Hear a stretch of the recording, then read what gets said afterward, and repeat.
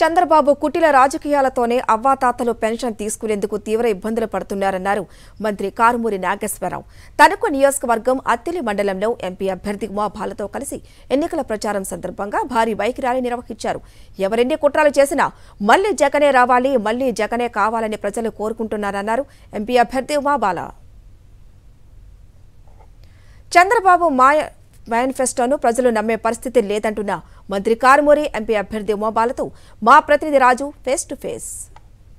YSR Congress party అభ్యర్థులు కూడా ప్రచారంలో కూడా దూసుకుపోతున్నారని చెప్పొచ్చు. ప్రధానంగా పశ్చిమ గోదావరి జిల్లాకు సంబంధించి కూడా నరసాపురం పార్లమెంట్ అభ్యర్థితో పాటు ఏవైతే తణుకు నియోజకవర్గ వైఎస్ఆర్ కాంగ్రెస్ పార్టీ అభ్యర్థి మంత్రివర్యులు కూడా క్షేత్రస్థాయిలో కూడా భారీ ర్యాలీ చేపట్టారు. దీనికి సంబంధించి ఆయన మనతో పాటు ఉన్నారు. సార్ చెప్పండి, ఏం చేస్తున్నారు? క్షేత్రస్థాయిలో ప్రజల నుంచి ఎటువంటి రెస్పాన్స్ ఉంది? ఇప్పటికే 10 గ్రామాల మీద ర్యాలీ కూడా చేస్తున్నారు, ఎలా అనిపిస్తుంది?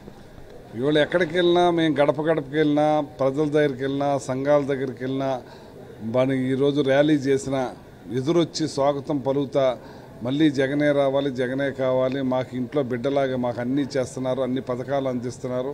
మరి గతంలో చంద్రబాబు నాయుడు మేనిఫెస్టో పెట్టి మాకు బాబు వస్తే జాబ్ వస్తుంది అన్నాడు, నిరుద్యోగ భృతి అన్నారు, ఎన్నో వాగ్దానాలు చేశారు, రుణమాఫీ చేస్తానన్నాడు.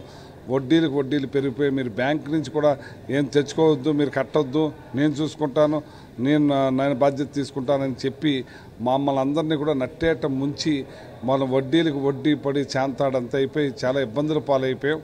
మళ్ళీ అటువంటిది ఇప్పుడు ఏదో మేనిఫెస్టో తీసుకొచ్చి మీకు సిలిండర్లు అన్నీ కూడా అభూత కల్పన చేస్తున్నారు, మీరు నమ్మే పరిస్థితుల్లో లేము.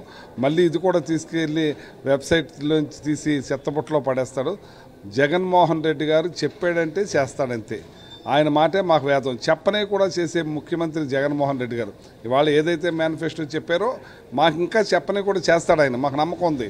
అటువంటిది మా బిడ్డలాగా, మా తమ్ముళ్ళలాగా, మా కొడుకులాగా, మనవళ్ళలాగా, పిల్లలకు మామయ్యలాగా ఈరోజు మా కుటుంబంలో ఒక పెనవేసిపోయిన జగన్మోహన్ రెడ్డి గారే మాకు కావాలి, రావాలి అంటున్నారు. వచ్చిన బీజేపీ ప్రతినిధి ముట్టుకుంటాను కూడా ఇష్టపడలేదంటే ఇతను చంద్రబాబు నాయుడు మోసకారి, అతను ఏదో వాగ్దానాలు చేసేసి అన్ని బుట్టదాఖలు చేస్తారు. కాబట్టి అటువంటి ముఖ్యమంత్రి మేనిఫెస్టో ముట్టుకోవటం కానీ అందులో నా బొమ్మ ఉండటం ఇక్కడ దేశవ్యాప్తంగా నా క్రెడిబిలిటీ పోతుంది. ఈయన క్రెడిబిలిటీ ఎప్పుడో పోయింది చంద్రబాబు నాయుడికి. అయినా సరే ఇదే పరిస్థితిలో ఉన్నారని చెప్పి వాళ్ళెవ్వరూ కూడా దాన్ని ముట్టుకుంటానికి కూడా సాహసించలేదు. ఈరోజు కూటమితో ఏమన్నా చంద్రబాబు నాయుడు గారు పూర్తిగా ఆయన నమ్మే పరిస్థితి ప్రజలు లేరు. ఆయన వయసు అయిపోతుందని చెప్పి, అలాగే ఈ ఎన్నికల్లో ఎన్ని ప్రయత్నాలు చేసినా, ఎంత కూటమి జతకట్టినా కూడా అయినా నాకు ఓటమి తప్పదన్న ఫ్రస్ట్రేషను, అది దాన్ని తట్టుకోలేక రకరకాల కుయుక్తులు పన్నుతున్నారు. జగన్మోహన్ రెడ్డి గారి మీద దాడి చేయించడం దగ్గర నుంచి వృద్ధుల మీదేమో ఇలా పెన్షన్లు ఈసీ కంప్లైంట్ చేసి పెన్షన్ ఇంటికి అందనివ్వకుండా చేయడం, ప్రతి విషయంలోనూ కూడా అందరి దీవెనలు జగన్మోహన్ రెడ్డికి ఉన్నాయి.